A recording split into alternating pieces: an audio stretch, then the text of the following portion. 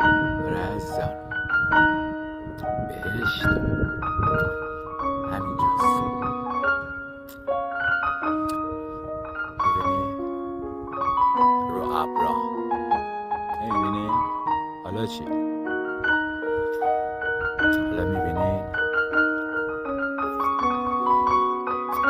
نام بزان از 500 تا به بالا شروع میشه. اونم که حضرت امامزاده پشماویل قاسم خانه عبدالعلی اینم که دیگه آخرش میشه اون بالا.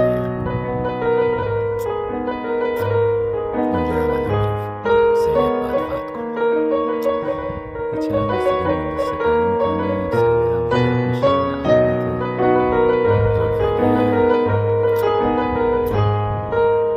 آخرت جنازش میاد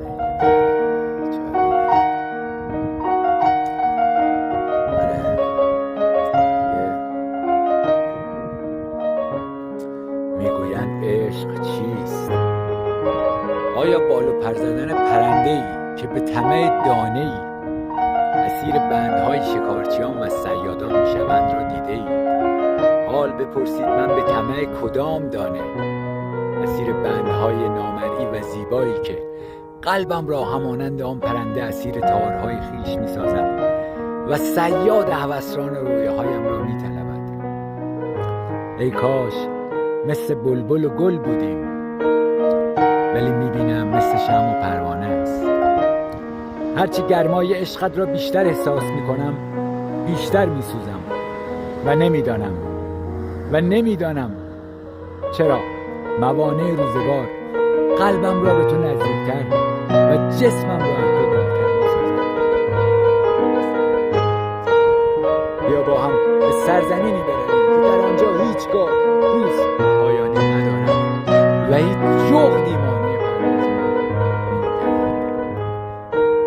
لب بر لب من نهاد و میگفت این راز، ولی خود که مجال نمیدارد.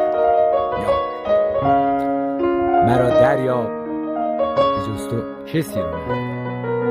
همه کسم تویی، خدام تویی، سلطانم تویی، عزیزم تویی. افتخارم گمنام فدایی شما تا روزی که نفس میکشم به عشق شما. مهدی ایمانی، یعقوب ایمانی، سیاوش نوا، سیاوش ایمانی، به قول دکتر گور به گور شده مهدی پوارو، مهدی آهنی، مهدی خفن، نمیدونم، هرچی عشقتون رو بگین دیگه. سنگ تراش بتراش، همینی که خودم طراحی کردم بده.